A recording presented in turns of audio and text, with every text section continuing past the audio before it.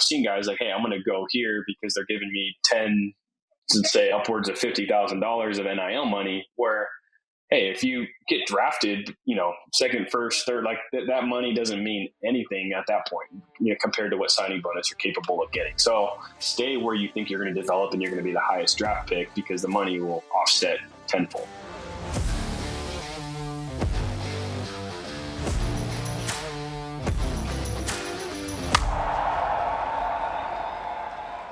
Hey guys, I hope you had a great Labor Day weekend. I'm excited to bring you my most recent conversation. This episode is all about demystifying the college baseball recruiting process. Now, my intention that I had, and the reason why I wanted to record this episode, was really to help you and your family make more informed decisions on which college program is ultimately the best fit for you, understanding why, and I believe that this guest helps me do just that. Today, I'm joined by Joe Oliveira. Joe is a former professional player, also a former college coach, and now he's the founder of Oliveira Baseball Consulting. Joe helps families navigate the often confusing world of college recruiting, which I know that you guys are thrust into as we speak. So in this conversation, you're going to hear Joe and I talk about everything from managing the expectations throughout the college recruiting process. We discuss handling recruiting calls.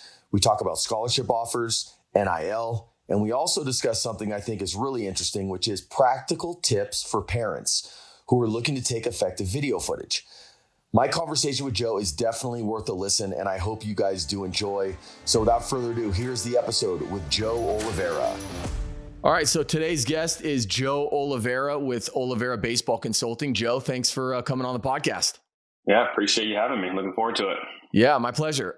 So let's talk. Obviously, everybody knows, if they've listened to this podcast, that what my intention is with every episode is I want to give these families and these players really actionable steps, things that they can kind of take from each podcast and maybe put in place in their own son's journey.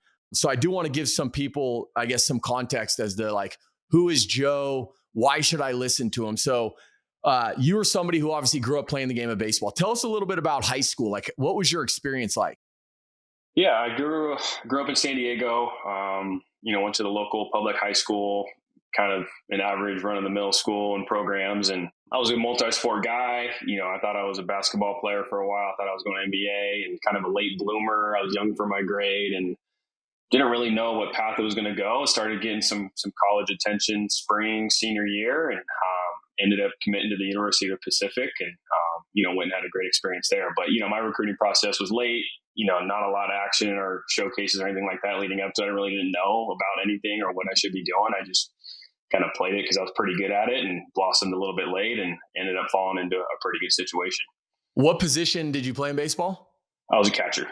Catcher, got it. So yeah, you were the field coordinator essentially. You were the captain on the field. Yeah. I would imagine, given what you're doing now, and for everybody who's listening who maybe didn't catch the intro, so Joe essentially has his own consulting firm, and he helps families and players who are navigating the college recruiting process, right? Like, so in a sense, you place these players or help place these players and help deliver on them ultimately getting into a school that is right for them.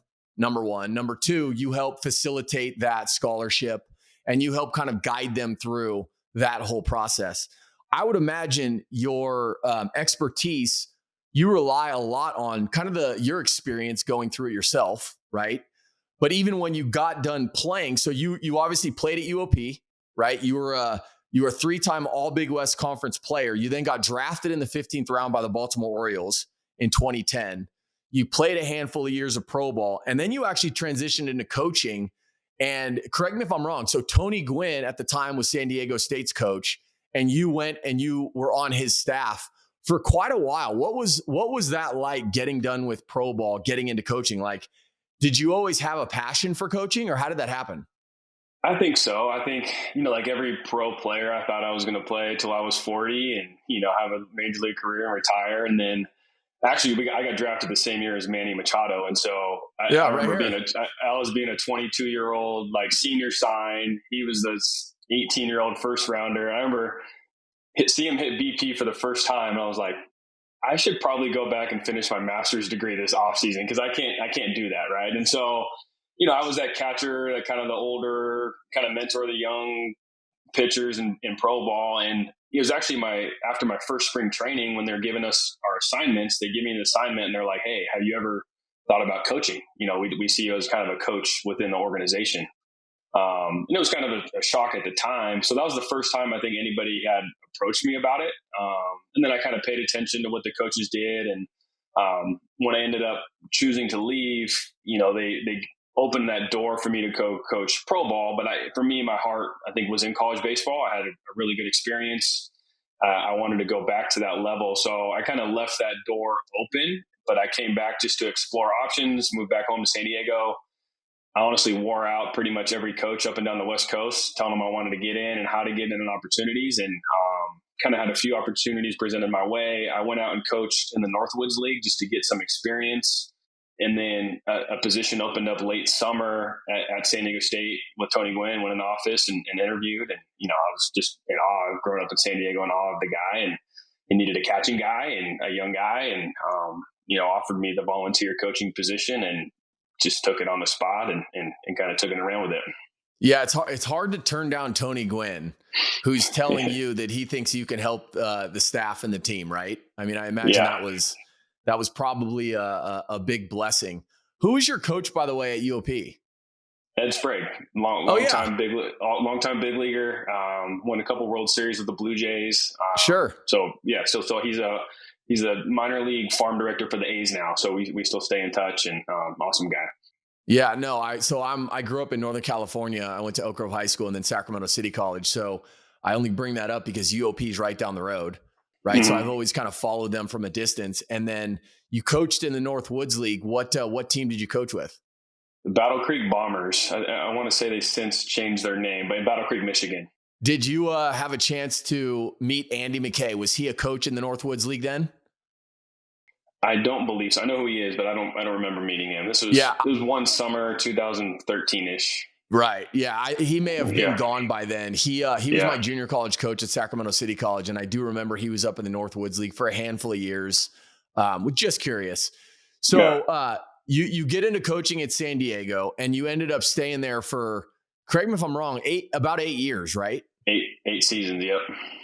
And what was that experience like? Was it what you thought it would be? Here's a question that I would ask, right? Like, you obviously had a passion for coaching, right? Mm-hmm. People had brought it up to you before, even with the Orioles organization. So you stop playing, you get into coaching. But before you got into coaching, maybe that in-between time, was there anything that you felt like you had to really change from a player to a coach? Yeah, that's a really good question. And it's probably something I've learned over my first few years of coaching and being around Tony and just watching his demeanor. Like I was a very competitive, I would say fiery catcher player, right? And, being a young coach, I got hired there when I was 24 years old, right? So like still fairly young. And so learning to hone that and understand that the players don't necessarily need that from their coach. They need someone who's on their side and is going to guide them through. And so, there were moments where I probably got a little over competitive, over fiery, and like Tony would come put his arm around and be like, hey, like, coming from a big league, kind of more of a laid back approach. So I learned a lot from him from that aspect. So just kind of learning, to be what the players needed in that moment, to get the best out of them. And, sometimes you had to adapt to their personalities and what they needed. And definitely something I got better at the longer I coached, but definitely something I started to learn about myself and how to be successful at that level. Yeah, what I've learned about just when you're not a player, but you're in this business. So whether you're a scout, you're a coach, you're an agent, an advisor, you're doing what you're doing right now, I feel like you have to have the skill set of you're a communicator, right? Like you have to be able to communicate with the players. And when I hear you talk about, you were a fiery player and then getting into coaching, I think about a big league organization, right? And a major league staff. And there's a reason why there can only be one manager. Right. Mm-hmm. There's a reason why oftentimes guys gravitate towards the bench coach. The bench coach maybe is somebody who takes a different approach with the players. He's more of, he's an ear for them to kind of lean on and to talk through about certain situations. And I don't want to say he's a buddy, but he certainly is more that than the manager is. Right. And so I think, as I hear you say all of this stuff about the coaching staff in San Diego, I feel like there's always a certain role that different coaches have. And I do think it probably, and correct me if I'm wrong, but I imagine when you first got thrust into it for the first time, you probably had to be a little careful. Like, okay, I don't want to step on people's toes. I've got to figure out, what do these players ultimately need, and how do I deliver on that need? Right? Am I correct in assuming that? Exactly. Yeah. You got to kind of fit into where your niche is and where your role is going to be on the staff. And being the young guy, your job is to kind of find that. And it's something I actually talk about with my players now all the time when they're deciding between schools and what coaching staffs to go to. I kind of break down the coaching staffs with them and their personalities as I get to know these guys. Like, hey, this is kind of the authoritarian. This is the kind of the laid back players coach. This is the recruiter, right? This is the guy you're going to go to get in the cage.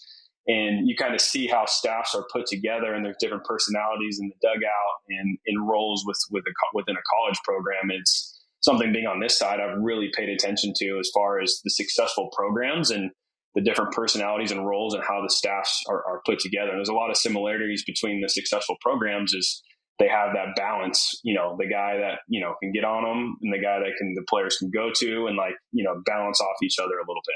Yeah. So I've obviously been to your website, and for anybody who's listening who obviously wants more information about Joe, and we'll put this in the show notes. I would definitely encourage them to go to your website, but there's a list of players that you've worked with, right? And there's a lot of really good players. And so just by looking at the names, like, you can see, okay, wow, number one, you must have a dynamic personality to actually deal with all these different types of players, right? Number one. Number two, you also must have a dynamic personality because you're dealing with a bunch of different style of coaches with every single player that you're obviously working for and sending them to these different programs.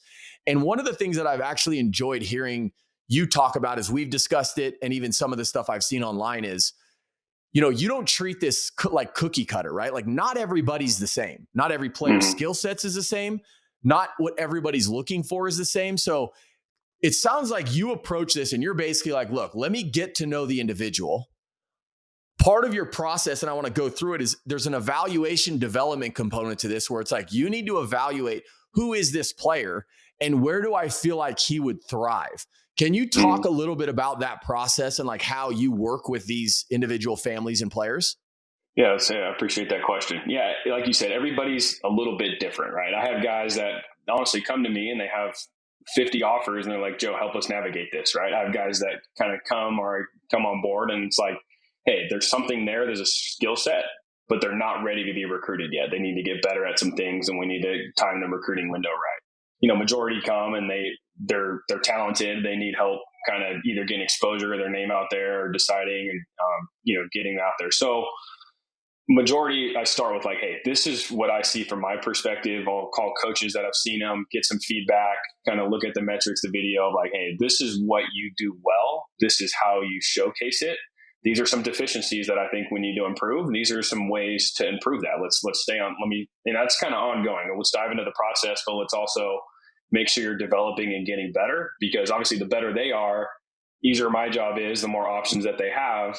And on the same time, I want them to keep developing even after they commit, because I want these guys to go to their college programs and be successful, right? Like, so kind of set that plan in motion of like the development of what they need to work on, right? Some is a little more hands-on, some there's more to it, but definitely like to invest in creating a well-rounded, complete player as best we can to dive into it. And then, I get their ideas of kind of what they're looking for. I have some kids that are very high academic, and that's the priority. I have some kids that just want to play baseball at the highest level. I have some kids that, want to go where the best fit is. So like whatever they're looking for, that's what we cater kind of the approach to and work on getting them in front of those types of coaches and those types of schools.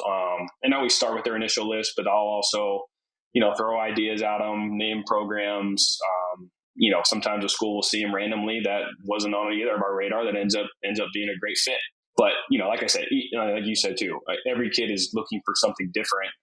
And I try to just offer that personal one-on-one and guide them through it until we land at the great spot for them. And, hopefully they go and have great college experience. That's my goal. I want them to have a go and have a great college experience.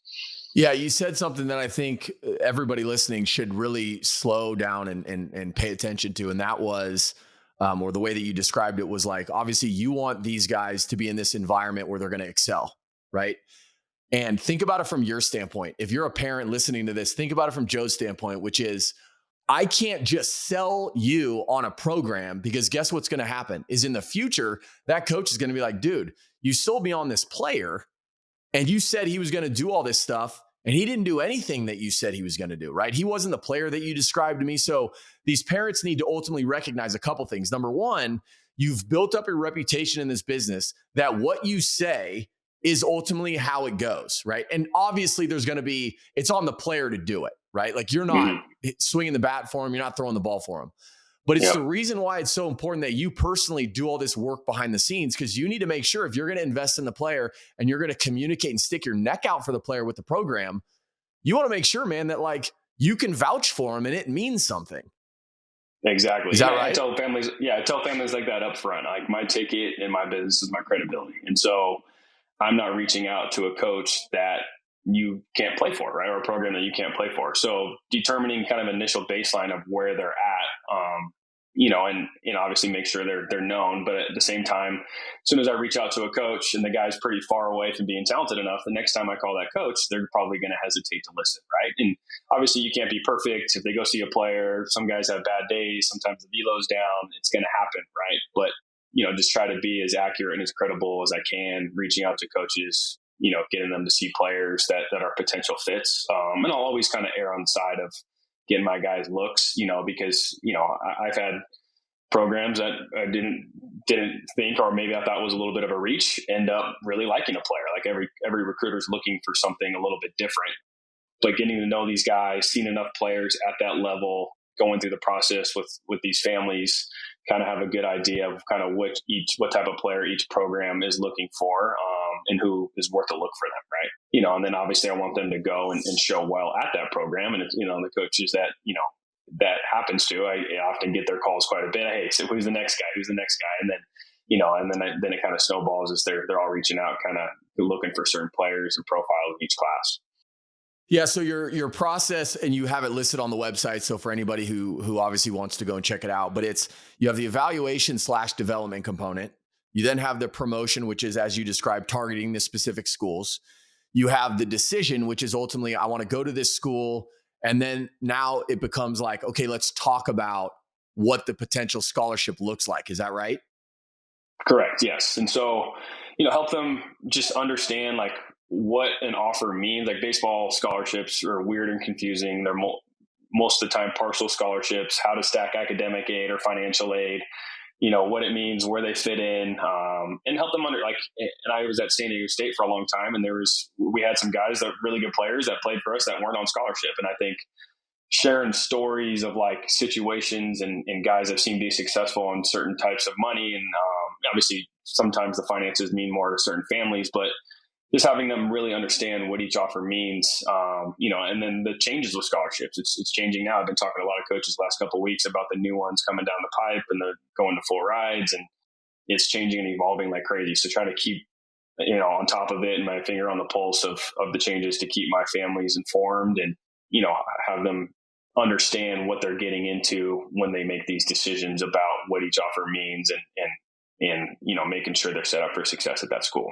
So we can actually go a little bit deeper into this, because I think this is really valuable for parents, because so much of this stuff is number one, something they don't know about, right? They know that they've heard the term scholarship. They have no idea what's normal, what's abnormal, what should they expect, what shouldn't they expect. So the first thing I want to ask you is, when you traditionally reach out to these schools, are you primarily dealing with the recruiting coordinator? Are you dealing with the head guy? Are you talking to all of them at some point? How does that work? Yeah, that's a good question. And I think it goes back to the staff dynamic that you discussed. Like sometimes the head coach is really involved in the recruiting process and we go directly to them. Sometimes the head coach is more CEO and he gives their assistants full reign. So I think, I try to deal with as many people on the staff as possible, but then, whoever is the primary recruiter, going to make the calls, make the decisions, you kind of learn who that is on each staff. And sometimes you just don't want to bug the head coach. They have so many other things going on and, you go directly to the recruiter. Some head coaches want to be involved with it and want to hear. So I think every staff, every program is a little bit different. And there may be a staff where I'm just happen to be closer with the guy and, he's relaying message to the other guys. And so, every staff is a little bit different with that. Okay. So once the decision has been made that this is where the player wants to go and the scholarship is handled, I know that one of the things that you pride yourself on is obviously the follow-up, right? It's not like, Mm. oh, you're there, turn the page, I'll see you later. Like, you actually like to stay involved. And, it sounds like you're committed like we are, where, yeah, you're a part of this person's life. You ultimately are going to benefit from his success, because the better the players do, obviously the better job that these other families that are coming next are going to think that you can do for them too. So what does that follow-up look like? And can you give us some examples of maybe some things that you help players through that they would deal with in college? Yeah, good question. So, yeah, and the way I work is like I charge a one-time fee for a family, and I help them basically from that initial meeting till they're done playing baseball. So like I'm in it for the long haul. So it's in my best interest to get them to find the right fit, because if they want to decommit for some reason, I'm there helping them through the process again. Or if they want to transfer for some reason, I'm there through the process to help them find a new home again. And obviously we want to avoid those at all costs. Sometimes it's inevitable, and I'm there to help guide them through and go through it again. But yeah, so after they commit, I think things like the development piece is always there. Like, okay, you committed. Now, how are we going to make sure that you're a dude and who you're supposed to be when you step on that campus? So continue to motivate them and understand this is just a checkpoint in the long road, right? Like let's make sure you go and perform for the school, stay out of the transfer portal, and help them win games, and also like progress your career. Along with that development, there's recruiting windows. And I think when you're in a recruiting window, there's things you should do and events you should go to. And outside of that, I'd rather see guys spend more time and money on development rather than showcasing and going to certain things. So, I get a lot of questions about, hey, should I go to this? Should I go to that? Is this worth it? Like, just help them continue to set up their schedule. Make sure admissions goes well, make sure signing day goes well. I always get a lot of questions around signing day, and they're sending me their scholarships. Does this look right? Making sure that part's good of it. Making sure they're communicating with the coach that they committed to. And again, some college coaches are better than this or than others, but like I'm always encouraging the players, like, hey, don't bug them because they're focused on winning games and they're focused on recruiting new players, but also check in, continue to build that relationship. And, obviously you're going to play for these guys soon. So continue to build on that. And then kind of give them the tools of what to expect when they step on campus their freshman year, of like, hey, like this is the realities, where it's at. This is what you should expect. This is what you should train. This is how it works.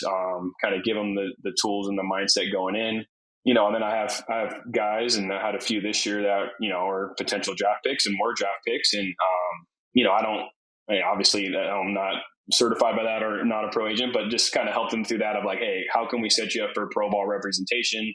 Go with someone you're comfortable with, making sure you're taken care of from that standpoint of it. And just kind of play middleman, making sure that they're set up for that. And some guys choose to sign, and then some other guys, forego draft and are going to school as well. No, I love that. I mean, I think the reality is more people that are investing into these kids for the right reasons. These families would always benefit from that. What I'm hearing you say too is, as you just kind of touched on those things, is, and we have a similar role in that, like part of our job, not all of it, but part of our job is to really manage the expectation of the player. If I'm representing a player and he's not a first round pick and I'm making him believe he's a first round pick, then come draft day, there's going to be a ton of disappointment. And so it's really putting the family and the player in a position where they're getting the factual information to set them up for success, whether that's them signing or whether that's them going to college. And I think oftentimes parents and players don't necessarily pay attention to that because, for obvious reasons, there's a lot of misinformation out there, right? And I don't mean this in a negative way at all. I think sometimes some of the scouts that are approaching the players are actually saying what they believe true, which is, hey, I think you're a first round pick. I believe it that, I'm watching you. I believe that you're a first round pick. But part of our job is to help them understand, all right, well, who's saying that information? When are they delivering that information? And let's talk logically about, are they capable of analyzing that with 100% certainty? And most of the time, the answer to that is, well, no. This may be his opinion, but he's not the decision maker. They don't know the draft order yet. And just to put this in perspective for families who, because I hear this every year, right? 5 or 10 clubs say, you're a first rounder for us. If you're available at this pick, we're going to take you. And these conversations happen in November. They happen in March, right? They happen in May. And what's funny, and I always tell people this, is like, hey guys, there's 30 teams, right? So let's just say if you're a high school kid, half of those teams are going to go college, half are going to go high school. So let's just say 15, right? 15 clubs are going to go high school, 15 are going to go college. And let's just say you're a position player. Assume for a second, just so we can understand the numbers, that half of those players are going to, half of the picks rather of the high school kids are going to be pitchers. And so that leaves anywhere from 7 to 8 teams that are going to take position players. So that's what we're talking about. Those are the numbers where it's like, oh, I've got like a 8 out of 30 teams or 7 out of 30 teams that might take me. And where am I at with those teams? And again, what time of the year is it? If it's November, well, guess what? They've got to watch all of these players for all of the spring season. So much can change from now until then. And so again, it's when I talk about managing expectations, it's like, this is the work that you have to do well before the draft starts so that the player and the family is staying focused on the things that matter the most. And as I think about what your role is, even for these kids through college, it's a lot of the same. It's making sure that when this family or this kid commits to a college, the work doesn't just stop, right? We've got a long way to go until your first day on campus. How do we utilize the time now to continue to get better? So how often would you say that you're actually communicating with the parents and the players? And I'm assuming some of that is separate, but like, how often does that happen? Yeah, that's a good question. Obviously, some kids and teenage boys are better communicators than others. Right. I would prefer, texting the kids, and most of the time that is that way. But sometimes, if the kid isn't the best communicator, I'll lean on the parents a little bit more and make sure things are trending the right way, and working on the right things. And I try to build that relationship with the kids, and so they feel comfortable with that, and they want to communicate with me, right? Sometimes they're so focused on what they're doing, and but yeah, I stay on them. I like checking in. Like I said, some are better than others, but I don't like to go too long. I have a list in front of my guys every day, and I kind of just go through it of like, hey, I just kind of like to know what everybody's up to and what they're doing, and making sure there's some sort of plan in place, and so I err on the side of more check-ins than not. I'm a little, over communicator at times. But I prefer, and most of the time it is with the kid directly. And it's funny, the older the kid, the more times I probably communicate with them, right? Like my college guys, I probably never hear from the parents anymore. The younger high school guys, I probably hear from the parents a little bit more. And some parents tell me all the time, like, hey, I want it to be you and him. Like, I want you to sort of help him grow up and understand how to communicate and how to handle this and how to talk to coaches and help them with what questions to ask and what to look for. And I love taking on that role and, communicating with the kids and help them grow up a little bit through the process. No, it's necessary. I think sometimes the kids, hey, by the way, like for all the right reasons, rely on mom and dad because they've, it's just kind of how the nature of things and how things develop. I do think it's important though, at some point for that player to take it upon himself to really form the relationship with you and the college coaching staff and everybody. So you mentioned earlier about the transfer portal, and I would love to get your opinion on how has the transfer portal changed your world for good or bad? Changed significantly. It's like, it changed in my 8 years of coaching college baseball. It's changed in my 3 years of having this company. It's changed in the last few months, to be honest with you. And it's funny, I've probably talked to 200 different college programs and coaches in the last 3 months. And I think every single one of them, the conversation starts with, I hate this transfer portal. This is stupid. I hate dealing with this. This is ridiculous. What are we dealing with? Right. And, yet adults made this decision and voted this in, and we're dealing with it. Right. So I don't think anybody enjoys dealing with it. I think some people have adapted and thrived and been better for it. But, I don't think any college coaches enjoy sort of like recruiting their own players. Right. Or, I don't think any players feel completely safe that they can just kind of be pushed out into the portal at any time.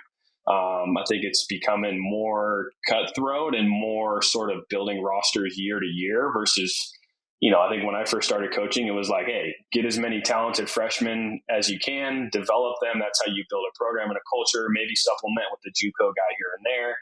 And now it's essentially like building rosters year to year. So I think the one positive thing it's done is it's slowed down high school recruiting. I think there's less mistakes and early offers because these college coaches know that like they can lean on the portal more. So it's less kind of just throwing out offers to high school players and hoping it works out. So I think it's slowed that down. It's made better decisions from the college coaches evaluation perspective of getting the right high school guys. And it's made high school players a little bit later, which lends to, making better decisions. I feel like the closer the gap between commitment and stepping on campus, the less margin for error. So I think that's the positive with it. And don't get me wrong, there are situations where a player needs to transfer. And I'm a firm believer, like, there should be some more stipulations on it. Like I've talked to a lot of coaches about their thoughts and ideas, and what I've kind of came to a conclusion on, like, I think there should be a portal, but I think it should just be for guys that are not on scholarship, have their scholarship money pulled, or if there's a coaching change. I think sometimes these players are just going in the portal just to be recruited again and just to go try something different, right? For no other reason than that. And, I communicate with my players while they're playing college baseball, and, some are just like, hey, I'm thinking about it. My instinct is to always kind of deter them away. Like, hey, why? Like, let's really think about this. The grass isn't always greener. How can we make this situation better before you make that decision? Ultimately they're going to choose what they want to do, and I'm going to help them if they choose to do it. And sometimes I'm like, yeah, you need to go.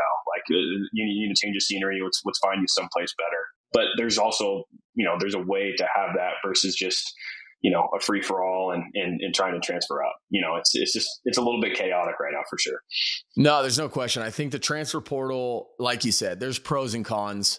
One of the things that I've noticed that it's changed is, when we were playing, you would go if you went to a 4-year, right? The whole thought is always like, all right, most likely you're going to go there as a freshman and probably not play a ton, trying to get your feet wet. And then really, as you said, like, allow that coaching staff to develop you to where when you're a sophomore and a junior, okay, now you're like an everyday guy, or if you're a pitcher, you're throwing a lot more. Where now it's like, if you go to a place and you don't play as a freshman, most likely they're just going to get some guys to transfer in. And now all of a sudden it totally changes the game. So it actually provides an opportunity, I feel like, for some of these smaller schools where guys would traditionally not want to go to. But if it guarantees that they can play as a freshman, then maybe they choose to do that. And then they use the transfer portal as a way to now almost upgrade, right? I went there as a freshman. I played. I showed everybody what I can do. So now let me go to a school in the SEC or one of these other, Power 5 conferences. Exactly. A lot of guys with that mindset. And, I'm sure the coaches don't like that either. This guy's coming in with the idea of like playing well and transferring out. But I think some coaches have embraced that role of like, hey, I get it. I don't have full rides and NIL money and a Power Conference logo on my sleeve. I'm going to, develop the kids and bank on their relationship and understand. And there's some really good mid-major programs out there that don't have all those resources that are hanging on to some top talent because they've developed the guys at a high level. They have a great culture where the players are happy, and ultimately, like, if the player's goal is to play Major League Baseball, sometimes staying where you're put and where you're developing and thriving. And, there's first round picks out of mid-major schools all over the country too.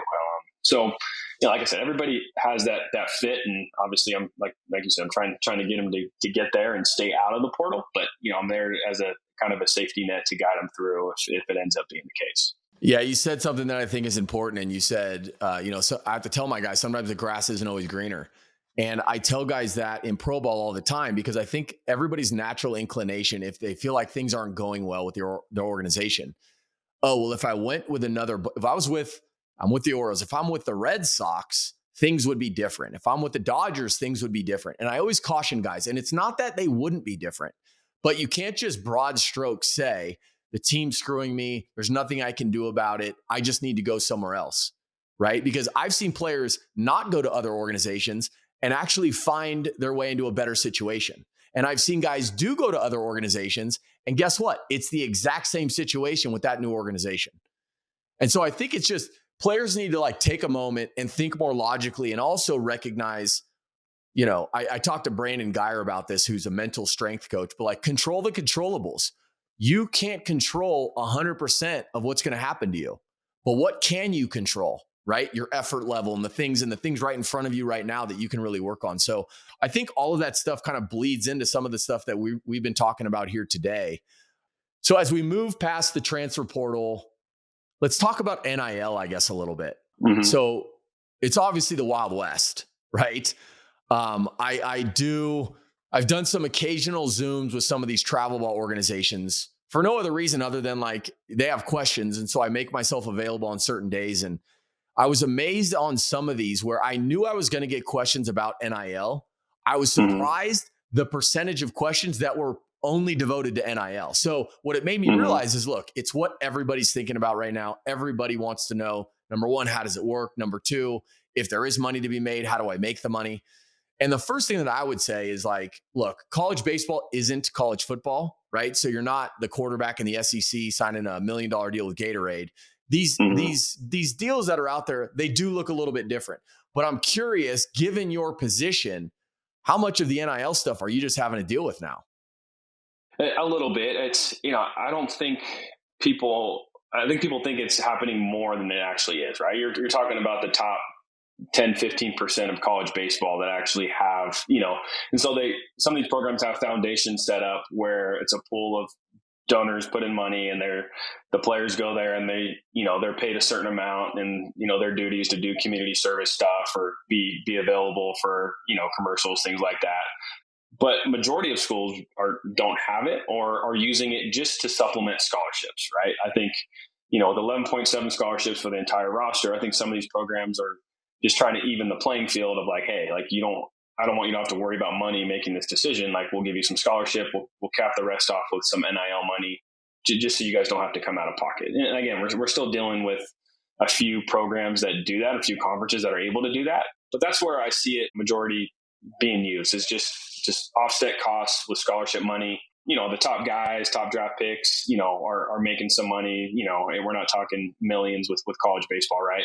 I think some programs I hear are using it to kind of buy guys out of the draft too, a draft eligible sophomore or junior that, may sign after the 10th round for 150, 200. They're able to give them, a little bit more just to get them to come back their senior year, which is great because they're getting their degree and making the same amount of money and re-entering the draft the next year.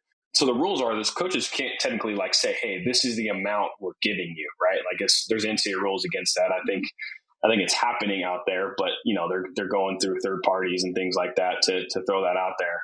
And I think schools are starting to grow it. I think more schools are getting donors involved.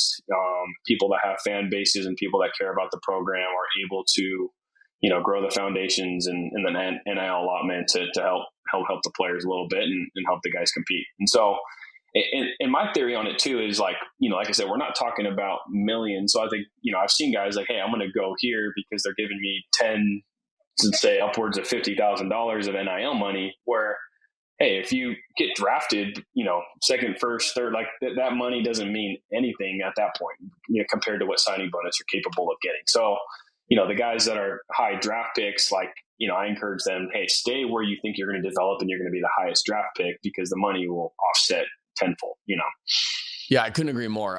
In my experience, and again, tying this to professional baseball, I always was amazed when players seemed to be more interested in talking about their equipment contract than their actual contract when they're in the big leagues. And I'm like, one's paying you this, the other paying you, peanuts.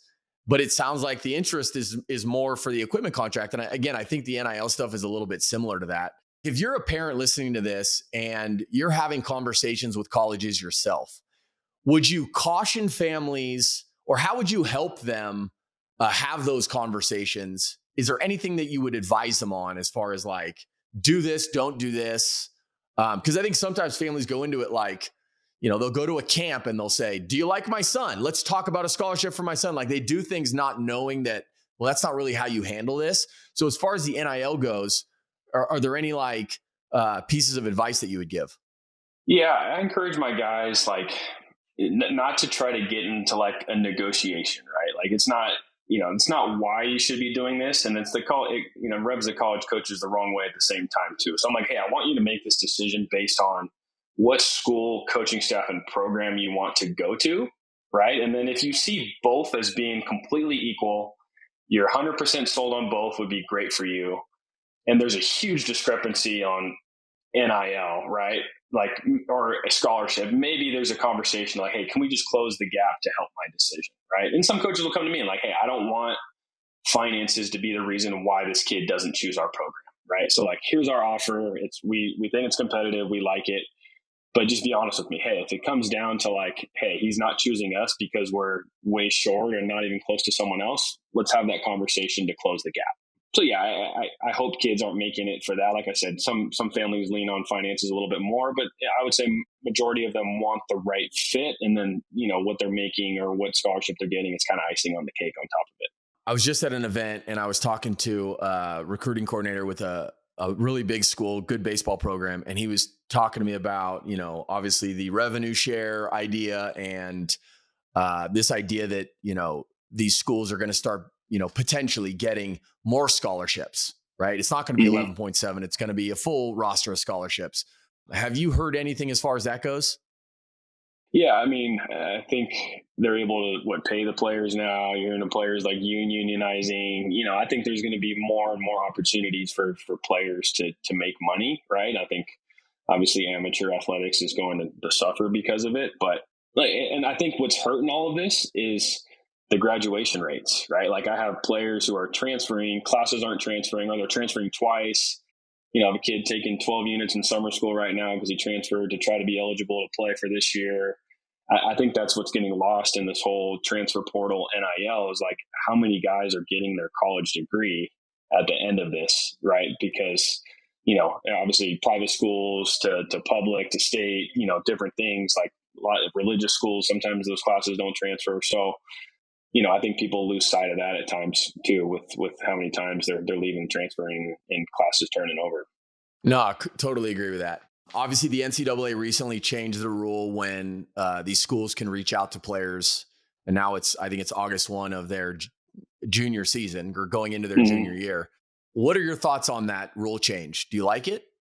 Yeah, I do. I really do. I think it went into effect last April 26th. I'll never forget it because the rule came in and they said 2 weeks, this is happening. I had some 26s that were going through the recruiting process and we're like, we're going to commit before the deadline. So I had guys all like a rush of commitment to commit. And now they committed April 20th and haven't been able to communicate, which is coming up next week. So I've been, sending them to camp to get in front of the coaches and, relaying info if it needs to be relayed, but they're able to communicate there. But yeah, I think it slowed down the process. I think it allowed kids to mature, learn about themselves. I think I said earlier, like the closer a decision is to when they step on campus, I think less margin for error and better decisions being made. So it's allowed for college coaches to evaluate these guys for the first year and a half of high school. And really the last few months is when they're really evaluating the 26s.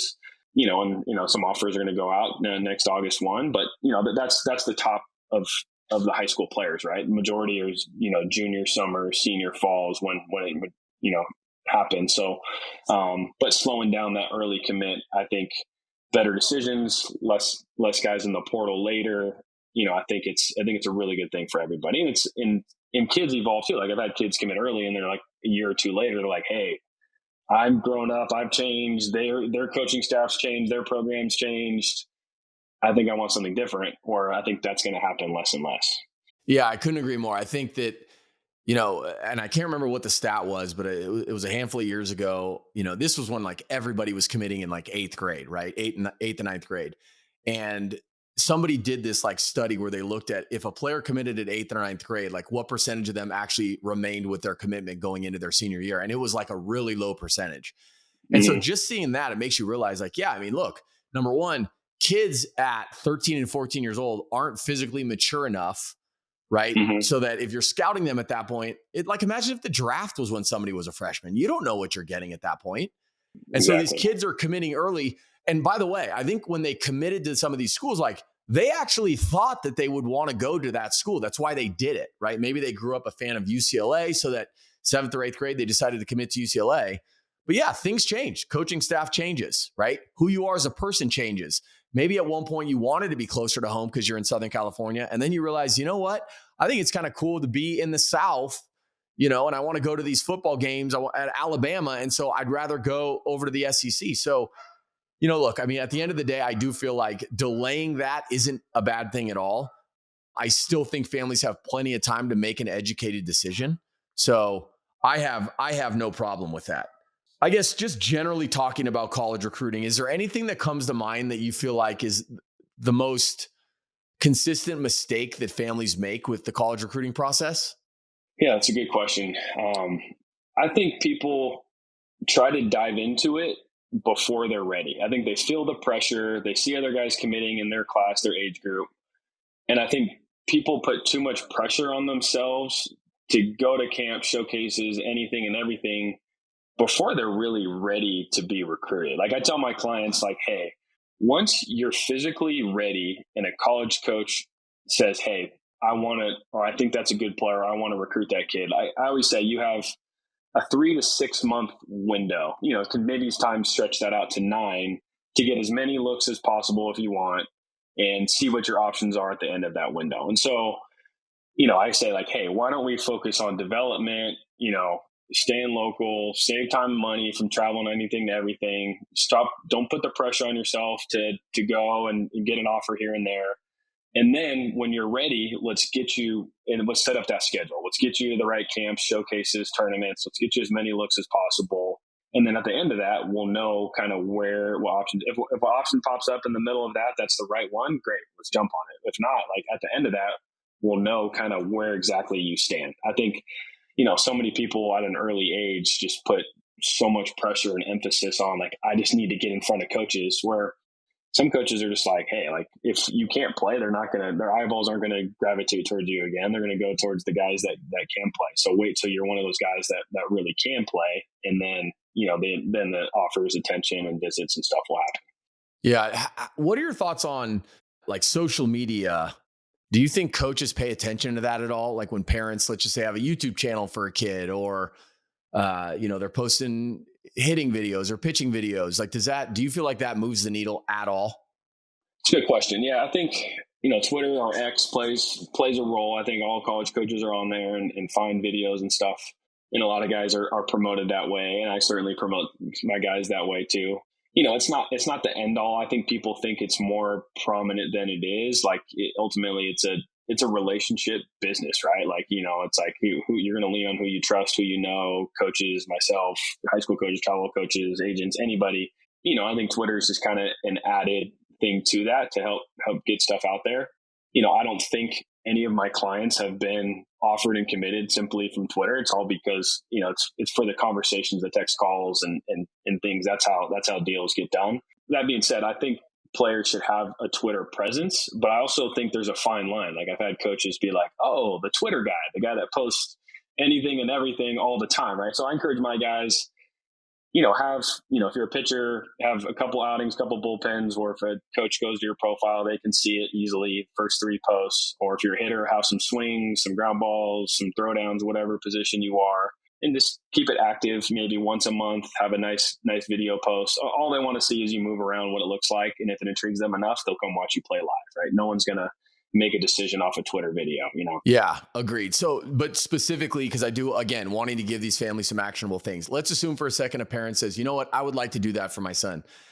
Do you have any like specific ways in which you recommend them taking video, right? So if it's a pitcher, do you want to see behind the plate, behind the mound? It's a hitter. Where do you want them to be recording? Because I do see sometimes parents like they're videoing their son hitting and they're like behind him, right? Behind his back. Yeah. And it's like, oh gosh, no, that's not the way you should do this. So what advice would you give to these parents as far as how they should take video? That's a good question. Yeah, I always get that from all my families when we start. So yeah, hitters, I say open side, you know, and try to get up to the chain link or the fence and take that out of the shot. So like tell parents like, hey, you don't do this every at bat their whole life, but like until we get 5 to 10 good swings, get up to the fence, put the camera there and just film them open side, film the at bat, send it over. And I usually cut it down and can use it to send out. And then, you know, a lot of these coaches, and I do it too, is like you get your stopwatch on the video and figure out, hey, as soon as they hit the ball, let's figure out their run time. So like just kind of follow them till they hit first base bag at least, maybe see where the ball goes, right? Pitchers, I always tell guys behind home plate and off center, there's always going to be more right-handed hitters than left-handed hitters. So behind the left-handed batter's box to kind of take the umpire and the catcher out of the shot, clear shot of the pitcher. Same thing, camera up against the fence. And don't take super long videos. I usually just say, hey, film the at bat, or if you can film each individual pitch, that's great. And then I encourage pitchers, if they can, in a bullpen setting, to film from behind. Obviously, you can't film from behind in a game, but if you can film a bullpen, some guys like to see the delivery and the way the ball moves that way from behind the mound in a bullpen setting. And then defense is hard to get. I think some parents try to, and they just keep the camera on their kid and hope a ball gets hit to them the whole game. I tell my guys, don't worry about doing that. Like, I just say, hey, let's set up a workout setting, go field 20 ground balls, move around, send it, or catchers throw down. Outfielder is really tough. As a recruiter, guys, I'm assuming if you're athletic enough to move around there, you're athletic enough to catch a fly ball, right? Maybe some throws just to kind of see the arm action, the way it moves, and they're going to make their decisions off seeing them play anyway. But I hope that answers your question. That definitely does. And I think, look, like Perfect Game, I know if you go to a showcase, like they'll post some of those, video of the defense taking ground balls, outfield throws and things like that. So I feel like that the advice that you just gave was actually great. I'm curious about how much are you seeing that colleges are paying attention to like TrackMan data? They are more and more asking for it. I think more and more. I guess each pitching coach operates differently, right? Some are going to lean on that a little bit more than others, right? Some are just going to be like, hey, I don't even need a radar gun. I'm just going to use my eyeballs. And some guys are really, really good doing that. Some are like, hey, I'm not offering a guy until I see exactly all the TrackMan reports and we figure that piece of it out. So, I think it's really case by case, program by program. But I am seeing it more and more of like requested, hey, do you have any TrackMan? Do you have any Rhapsody stuff? Just to kind of see what we're looking at. And, obviously it helps make decisions if you're versed in that and understand all the numbers and how it works, So will you have your guys like go to a facility that has TrackMan and capture some of that data? Yeah, I will. Yeah, if we need to, I do. I try to develop contacts, around the country wherever my guys live, and it's everywhere now. So yeah. Or if I don't, I'll reach out, or baseball world's small. You can usually get a hold of a facility or something just to set my guys up to get that stuff if they need it. And so many fields have it now too, though, where if so many of these showcases or camps and stuff, they're able to get, if they go to a camp or a certain thing, they're able to get that data too. I have a lot of clients kind of sending me the stuff from certain events, which is great. Yeah, that is great. For some of these kids that you work with that aren't yet committed and they're going into their summer and they want to attend like a showcase, right? There's plenty of them out there. And let's just say they've decided to go to the showcase. What advice do you give them before going to the showcase? It's a good question. And so what I try to do with that is, make sure it's a showcase that has the coaches that are potential fit for them, right? Like if you're a 3.0 student, you don't need to be going to the Stanford camp, right? Like let's spend the time and money wisely going to something where there's a legit opportunity, especially if you're in your recruiting window. And let's make sure the coaches are going to be there, know who you are ahead of time, right? So like, obviously they're going to make their evaluation, but they can look at you. But, what I tell pitchers is like, I kind of give them the insight of the feedback I get from college coaches. Like if you're a pitcher, they want to see, first of all, strikes. They want to see a smooth, projectable delivery, right? They don't need to see max effort, balls to the backstop. So staying within themselves, just try to be smooth, pound the zone, show 3 pitches for a strike, attack hitters. And then do the little things, right? Like I think that's one part of it, but like, are you going to field your position? Are you going to handle the running game? What's your body language like in between outings? I can't tell you how many times college coaches like, hey, I like the body and the stuff, but he was a wreck in between pitches. And every time there was a hit or an error, he slouched his shoulders. And like, I can't deal with that. Right. So kind of just give them how to, portray themselves and handle themselves out there. And with hitters, I tell them like, hey, you have to understand every time you hit the ball, there's stopwatches. So like fly ball, ground ball, base hit, boom, you're busting your butt trying to put up the best time possible. I tell them not to worry about results because it's really not. I tell stories all the time. Like I offered plenty of kids when I was coaching college baseball that I maybe never even saw get a hit, but I just saw how they handled themselves in the box, how the ball came off their bat, how they effort level when they got down the line, their effort on defense. And I knew they could hit because I got their stats. I've talked to their coaches.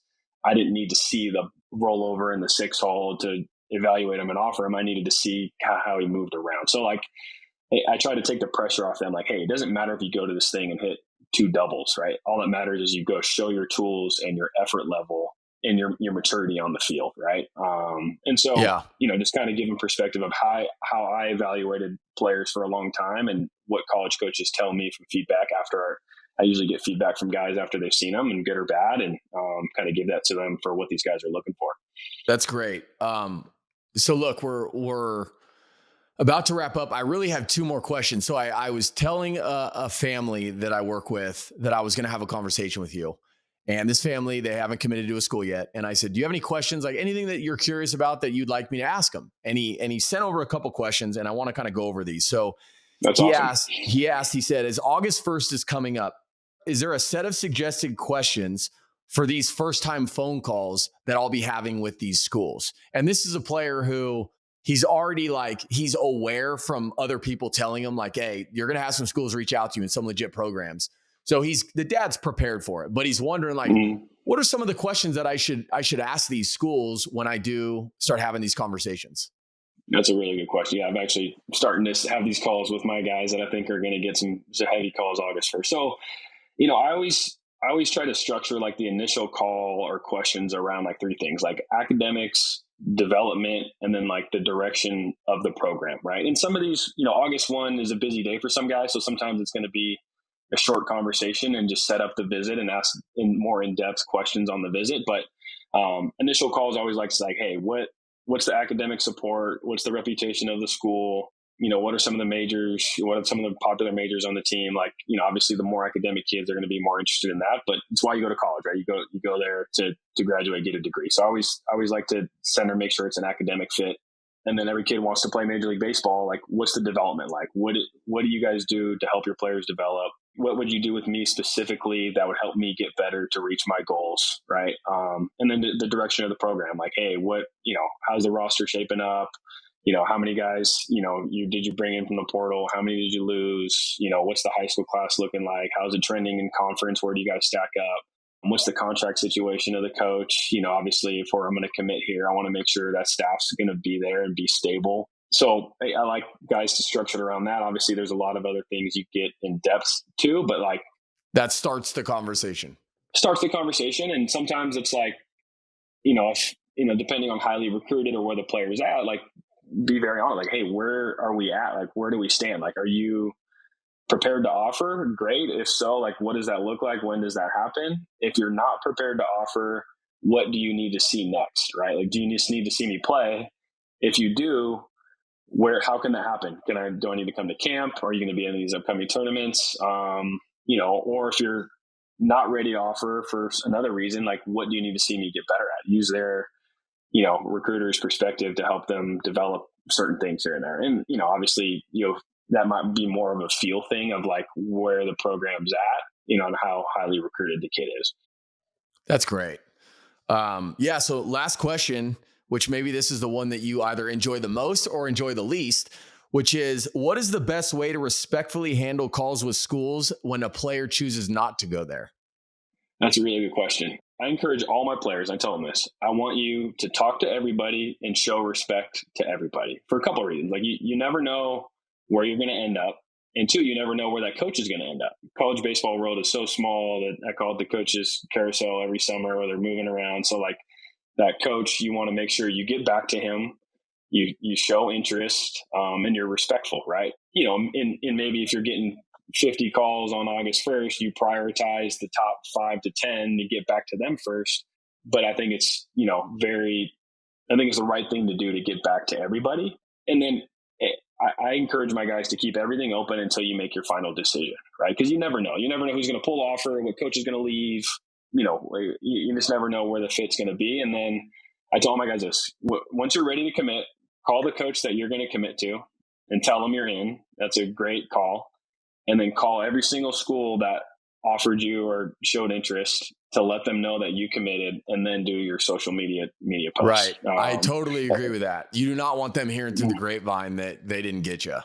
And that's sort of like that had it happen to me when I was coaching college baseball. Like, you spend months recruiting a kid, bring him on an official visit for 48 hours, make him a great offer, and then you find out on Twitter that they committed somewhere else. You're like, well, I guess I really wasn't as close as I thought I was, right? You just want to be respectful for that. And some guys will handle that better than others. I would say in my experience, most of them are pretty great. Like, hey, like, I get it.